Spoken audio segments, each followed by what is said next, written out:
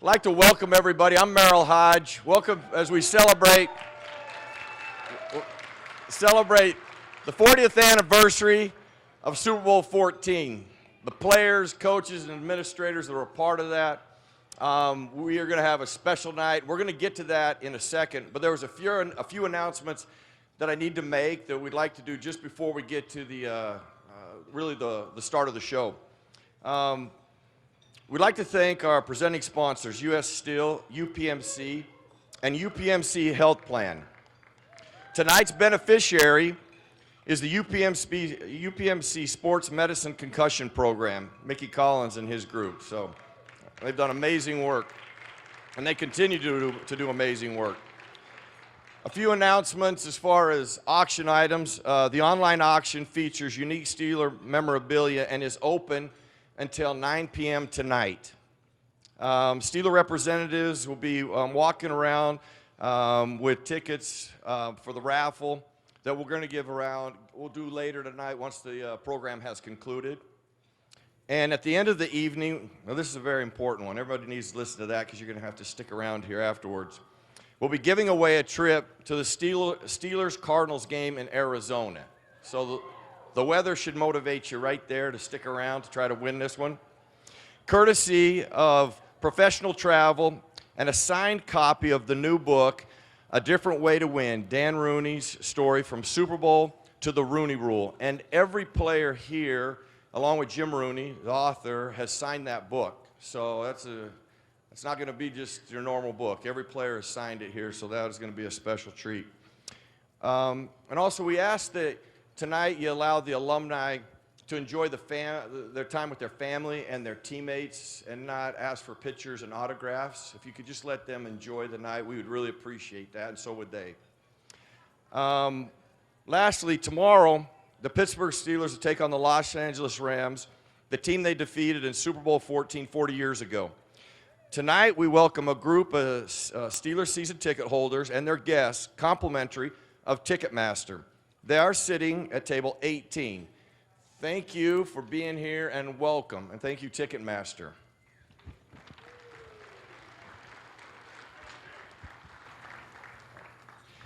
And lastly, just a quick reminder about the online auction will be here till 9 p.m. So now that I can almost get rid of this script now. We're done with that stuff. We can actually start with the program. But before we get started, the one thing that I think is so important that on behalf of the Pittsburgh Steelers, anybody who ever put on the black and gold and stepped inside the white lines in Three River Stadium or in this stadium, thank you to all of the fans who are here supporting tonight and the Pittsburgh Steelers. Without you, really, quite honestly, it doesn't mean what it means. I think everybody in this room has practiced at Three River Stadium empty. And then they've played in Three River Stadium when it's full. It's a big difference when fans are there. So a big appreciation from the Pittsburgh Steelers and everybody who has played to the fans that are here tonight. Thank you for being here.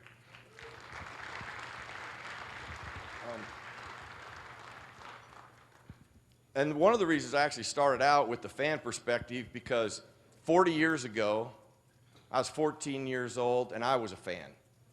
My favorite team was the Pittsburgh Steelers.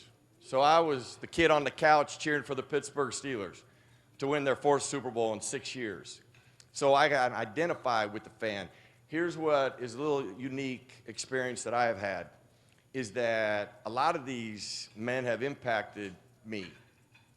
Rather, I played with them, because I consider myself a bridge player. I came in with a lot of the legends that were going to be recognized tonight, but I was either impacted by them as a player or a coach or off the field.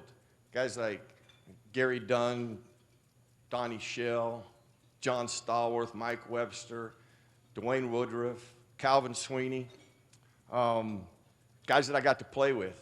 Coaches that were around when I got here, Mean Joe Green, John Kolb, one of the greatest position coaches in the history of the National Football League, Dick Hoke.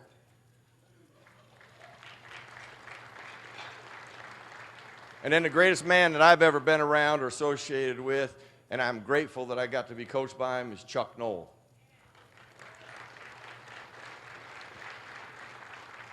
And I was fortunate enough to be impacted by some of these legends off the field.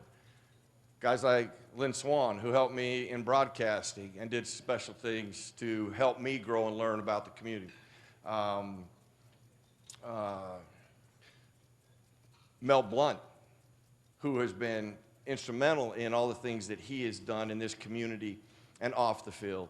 Rocky Blyer, Franco Harris, people who have impacted me and allowed me to grow and develop as a player. So I'm very fortunate to have been able to be impacted by them. And we're going to recognize them tonight, along with the coaching staff. Before we do that, though, there's one guy here that you may have heard his name. I know this, within the organization, he is a legend. The things that he has done for the community, too, you probably know him. But it's Joe Gordon. Joe, over here to the right at table 19.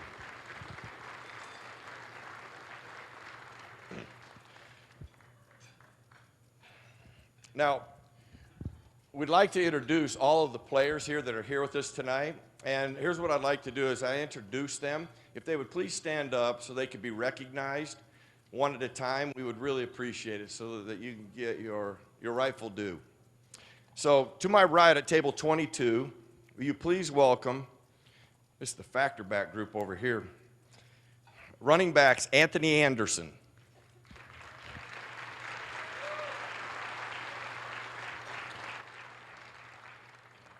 Russell Davis.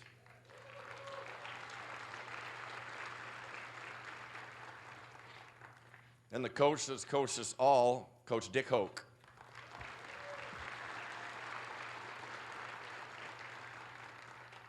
Table 25, Ted Peterson.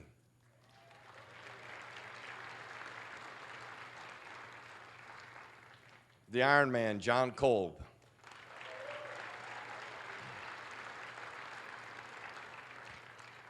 Jerry Mullins.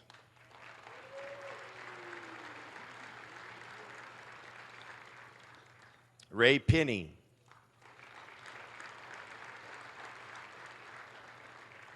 And Larry Brown.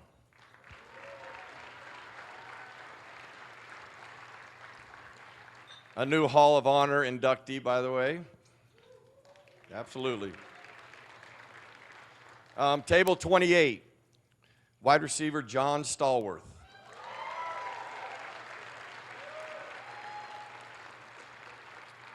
Lynn Swan.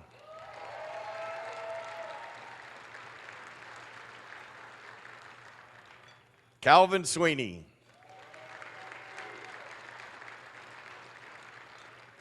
Tight end Randy Grossman.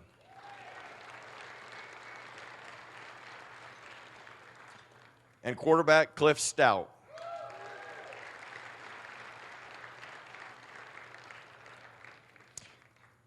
Table 31, running back Franco Harris.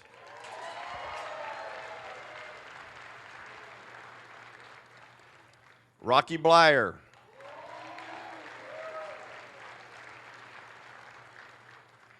Sidney Thornton. Thanks, Sidney. And Greg Hawthorne.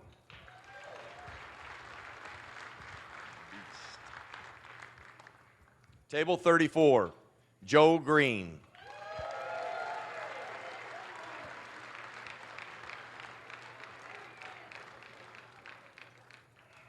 Gary Dunn.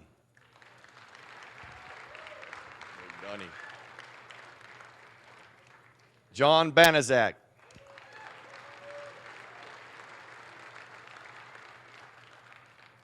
Tom Beasley.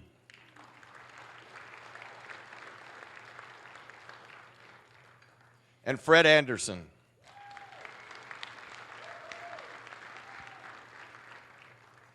Table 36, defensive back Mel Blount.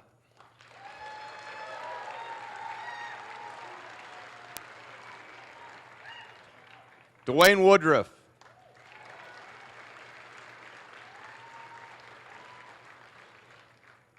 J.T. Thomas.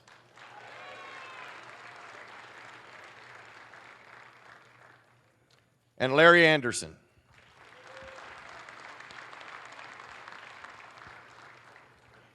Table 39, please welcome the linebackers, Dennis Dirt Winston.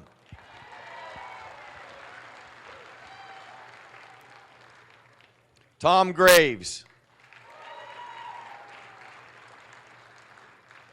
Lauren Tavis.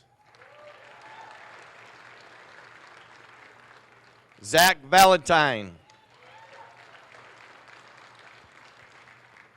And the well-dressed Robin Cole.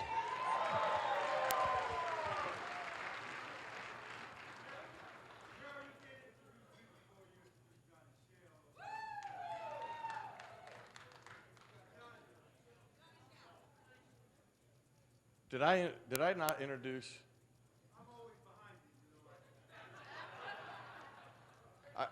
Are you telling me I didn't introduce Donnie Shell?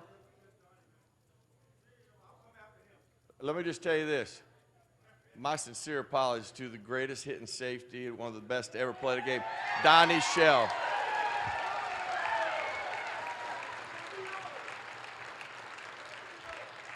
And we'll get into it a little later, but the lobbying, which shouldn't have to go on, but it better go on to get you in the Hall of Fame, young man. Robin, thank you. You've always got my back, Robin. You sure do.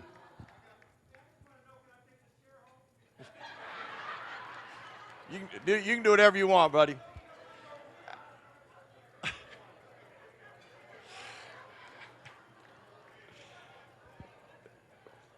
Table 42, safety Mike Wagner.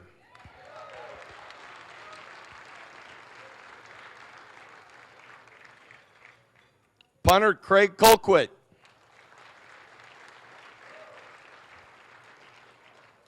Kicker Matt Barr.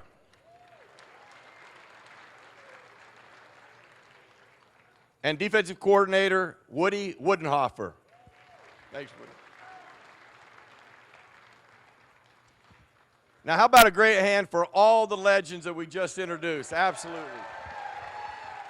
Thank you. Now, in a moment, we're going to bring 6 of those legends up here, 3 on offense, 3 on defense, and we're going to do a little Q&A. But before we do that, I'd like to introduce a couple of people. Art Rooney II and his lovely wife, Greta. And the author of the book, Jim Rooney, is also here, so I'd like to thank you, Jim. And I'd like to ask Art to come up here just to say a few things. Art?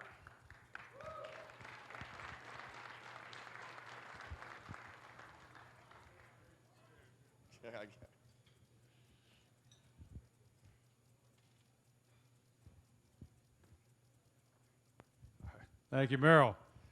Good evening, everyone, and thanks for being here and helping us celebrate the great team. You know, this year, college football is celebrating the 150th season of college football.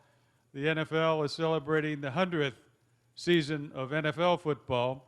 So I think it's appropriate that we celebrate the greatest team that ever played in the NFL.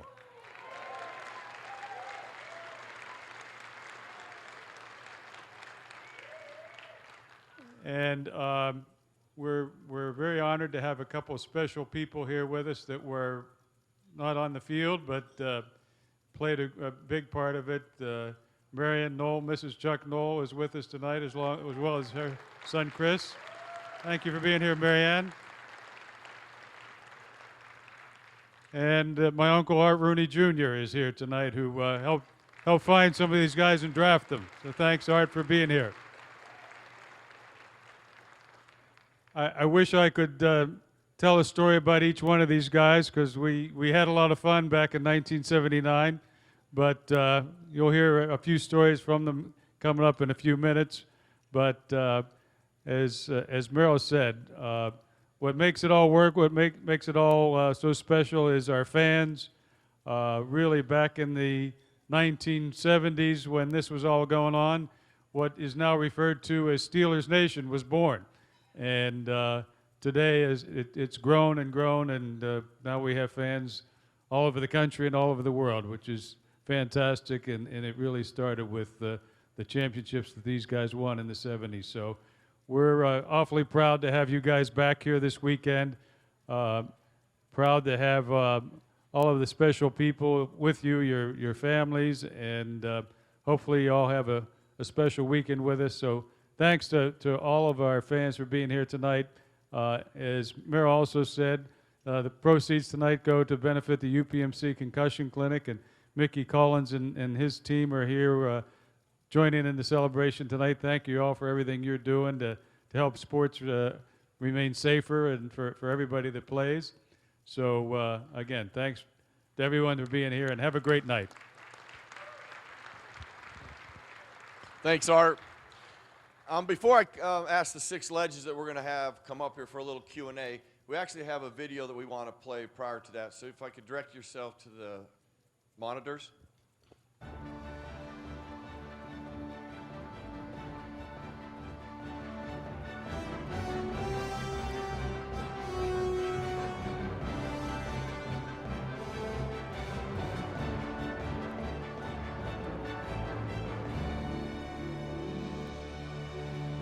Two tight ends, Grossman, close flanker on the right side. Now they bring Blyer in motion. Pitch the ball to Franco, and he's running wide right, and he goes in for a Pittsburgh touchdown. Blyer was his blocker. He came outside Rocky. There was nobody there. And Bradshaw drops back. Bradshaw looking and firing downfield. There goes Swan. He's got it inside the 5 for a Steeler touchdown. He beats 2 defensive backs.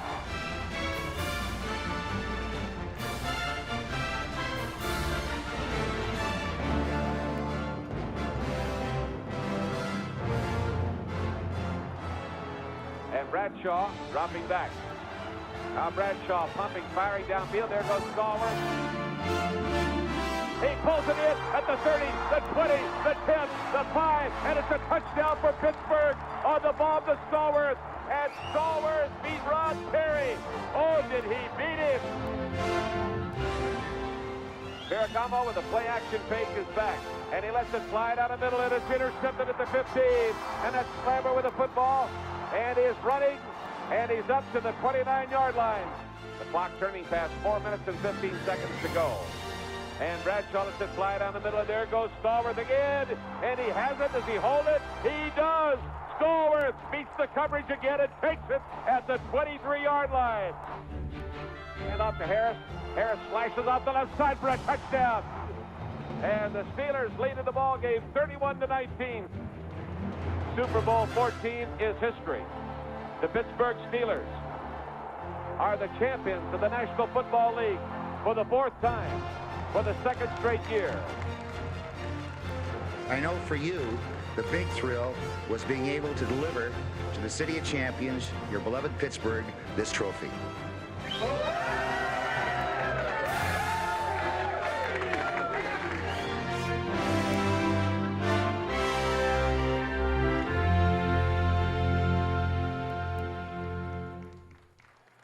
Could you please welcome to the stage Joe Green, Franco Harris, Mel Blount, Donnie Shell, Lynn Swan, and John Stallworth.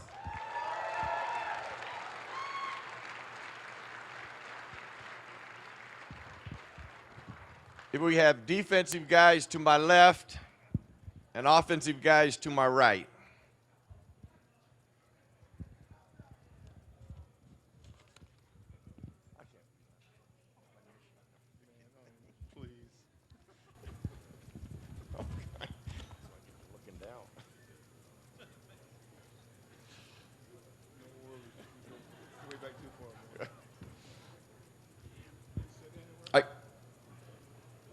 That'd be perfect.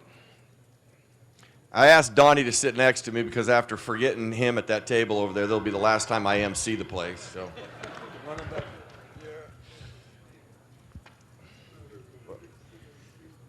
Hello, Coach. Good to see you.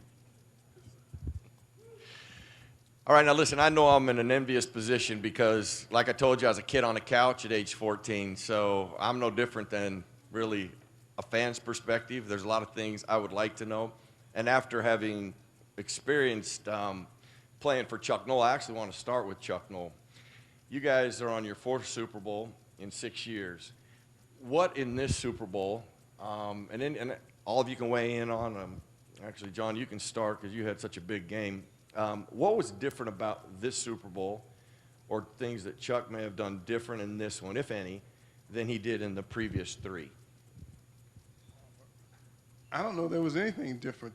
Chuck's approach to big games was that have fun, relax, don't get caught up in the stress of the game, and that's what we did. I mean, the nucleus of that team, these guys included in that, we'd been to those other three, and so we kind of knew how to handle that and how Chuck wanted to handle that.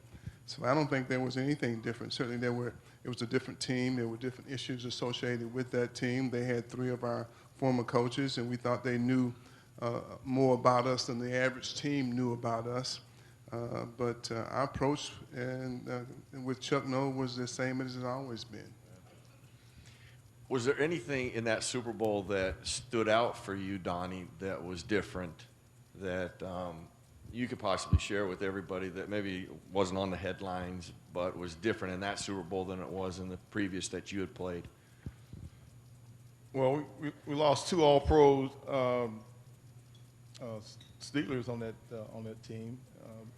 Jack Ham broke his ankle, and Mike Wagner was not playing that game.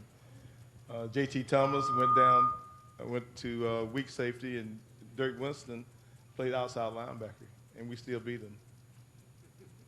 No, I did not know that. That's something different. I did not know that. Oh, Donnie. Well, Mel, what was something that this Ram team offensively may have possessed that you can remember that you felt like you had to be able to control in order to win the game from a defensive side? I'm not sure because, I don't think anybody on our defense felt that they possessed anything that we couldn't deal with, and I'm saying that because of the talent that we had and the confidence. And you asked a question about Chuck Noll. Chuck, he always said that now that I know what you can do, I expect that all the time, and so that's kind of what. We just kind of followed his lead, and that's how we won those games. Yeah, that's great. Franco, Lynn, is there anything in that game that kind of stands out for you, or that going into that fourth one that fans would find interesting? Oh, I want to touch on what Stahl, a couple of guys mentioned about the guys that we had. And, to me, it's quite amazing that we won those 4 Super Bowls with basically the same nucleus of guys. And really during the 70s, we had the same nucleus of guys. And also what's interesting is that we won 2 Super Bowls before the rule change in 1977 about not being able to touch receivers after 5 yards. And so we won 2 before that, and we won 2 after that, which really shows that how the same guys made the adjustments to the game, and the talent really came through in a lot of big ways. I'm sitting between 2 big play guys. These guys could make some plays. And so when we went into halftime, we were losing, if I remember, at halftime. You know what? And they showed the film about Chuck joking around at halftime there. And you know what? Like I tell people, we're not a cocky team. We're not full of ourselves. But we are confident. And we know the guys on our team, and we always had confidence that somebody will make a play, that somebody will do it, and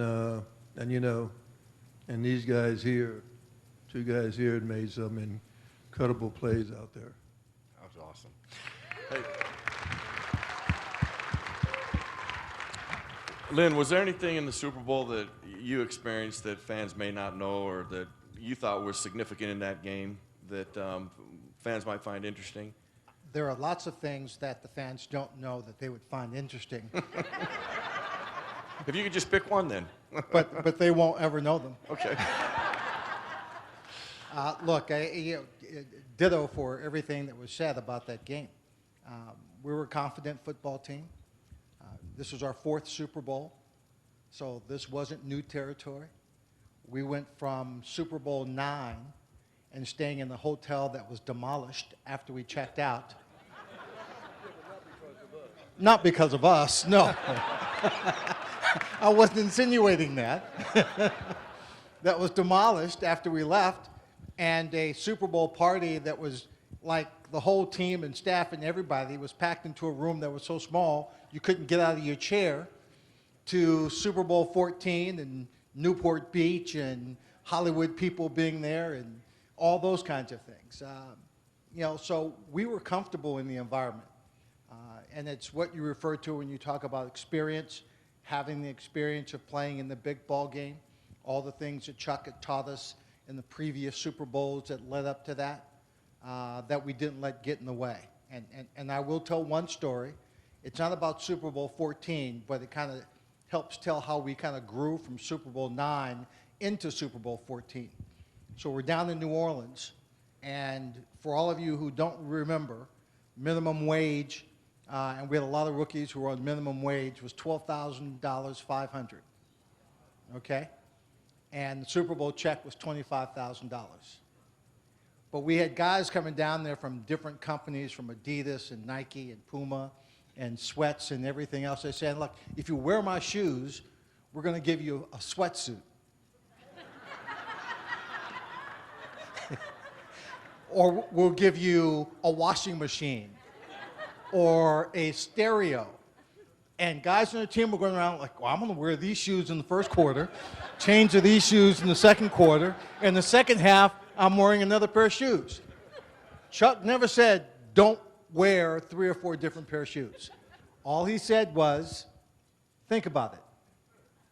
If you go out there and wear new shoes, don't break them in, switch up shoes, you may not play your best game, your feet might hurt, you get blisters, you twist an ankle, and you won't win the ball game. If you just wear your shoes that got you here, you might play a better ball game, and if you win, with the difference in the check for the winner and the loser, you can go buy the washing machine. You could hear the shoes dropping in the locker room. Good counsel. Thanks, Lynn. You know, Joe, you guys alluded to, and everybody sees Chuck when he's leaving at halftime.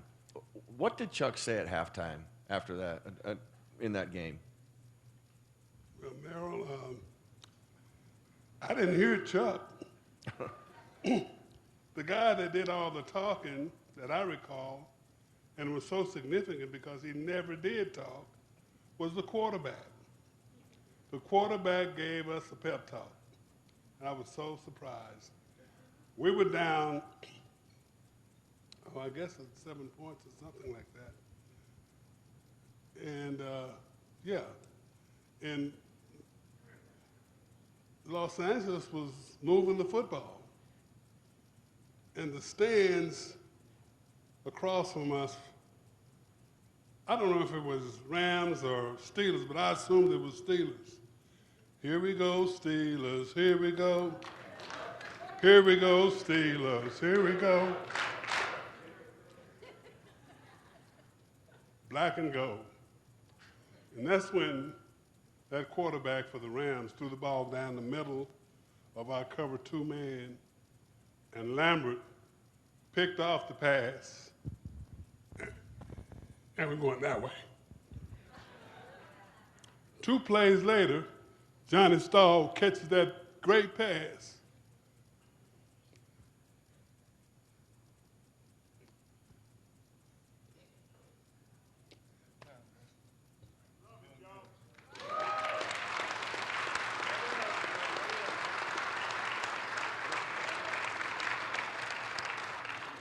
That was probably the greatest play that I experienced during our Super Bowl time. 2 plays. this is not something new for me. Every time I see that play, I get excited and I get emotional. I am a football fan, and I'm a Pittsburgh Steelers fan.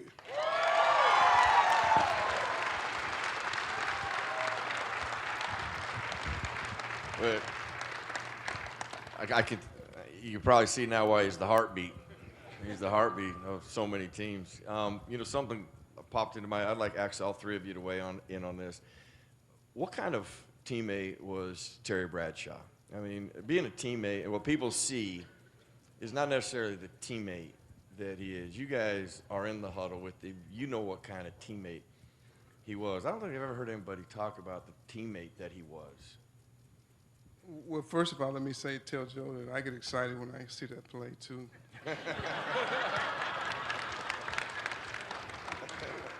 and it brings tears to my eyes. I appreciate that. Joe certainly was the leader of our team in a lot of different ways, but and he showed tonight his passion for the game, and a lot of us fed off of that, and it was a big part of the reason we were who we were as a team, because of the passion of guys like Joe and others on the team. Bradshaw is a teammate. Wow. I don't believe, I believe that Bradshaw gave Lynn and I, as a quarterback, gave us an opportunity to display the gifts that we had. Lynn has a big play mentality. He wants to be the guy that catches the winning touchdown in the late stages of game, the biggest game of the year. We are the same in that regard. I don't know that there was a better big play, big moment, go for it all quarterback in the history of the National Football League other than Terry Bradshaw.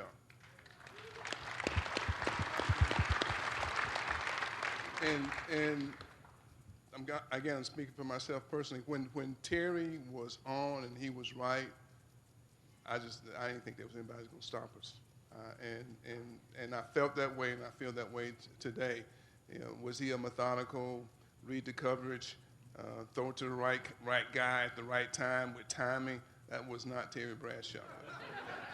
and he will tell you that. I'm not speaking out of school in that regard, but Terry was Terry. He was a big play, go for it all, fly by the seat of your pants kind of guy. And when he wasn't handing the ball to this guy next to me, or Rocky, or Sidney, or the other running backs, Suwiak and Greg Hawthorne, it was a fun time being a receiver with Terry Bradshaw at the helm. So John, it wasn't a fun time when we were running the ball?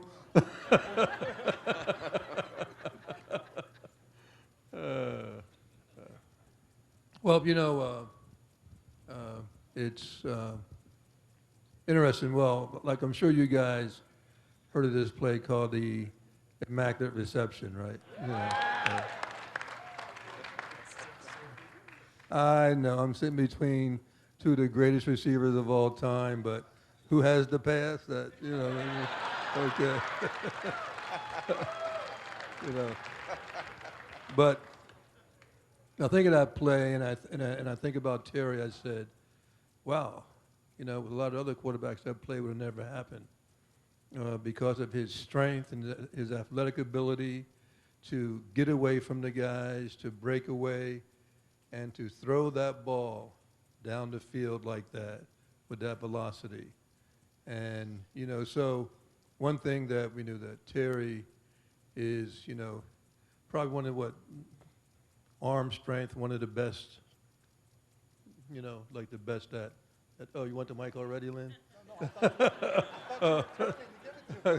No, like I'm saying that as far as his arm strength, I mean, he had incredible arm strength as far as throwing the ball. And, well, like myself, Rocky was part of the pass pattern more than I was. I was a guy that would go out into the flat, and like a lot of times I'd go out into the flat, and I'm open, I'm going like this to Terry, and Terry looks at me, and just goes like this and wants to throw it downfield, you know what I mean? And he throws it downfield. But, you know, and there's always that part in there about, okay, well, do we run the ball or do we pass the ball? You know what I mean? And there's no doubt that Terry loved passing the ball, and he was a great talent. And I don't know what you want me to say more about him handing the ball off to me or Rocky, but he did a great job of that. So, but you know, just a great teammate. I mean, great athlete, and a great quarterback, and you know, definitely one of the main reasons why we won 4 Super Bowls. So there you go, Lynn. So, about the immaculate reception. You know, I should have had second doubts coming to Pittsburgh when the most famous catch in Pittsburgh Steelers history was to a fullback. Okay? Now, on the other side, should paint a picture of how difficult it was to catch a Terry Bradshaw pass. Think about the immaculate reception and how hard Terry had to throw that ball for it to bounce off that player, Frenchie, hit Jack Tatum, then bounce all the way back to Franco, who caught it and goes for a touchdown. Do you know how hard that ball had to be thrown? And that's what John and I caught every Sunday.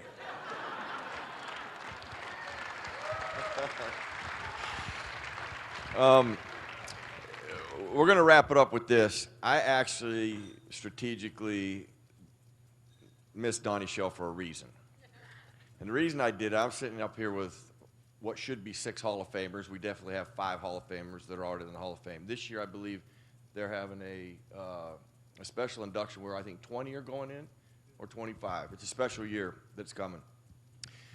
This man to my left, now listen, I only got to play with him for a year. These guys can elaborate much more than I. But this right here is the hardest hitting safety in the history of the National Football League, and that includes Ronnie Lott. The hardest hitting safety in all football. And I've messed this up before, Donnie, so you can correct me. I believe you have the record for the most interceptions in Super Bowl history? Yeah, Steelers the record. Okay, for the safety. So listen, this guy belongs in the Hall of Fame. And the only excuse I ever hear why he is not in the Hall of Fame, which is actually a poor excuse, is because there's so many people in the Hall of Fame from that team, which is actually ridiculous. That is absolutely a poor excuse. That is an excuse. That shouldn't work. The guy is one of the greatest in the history of the game. And he deserves to be in the Hall of Fame.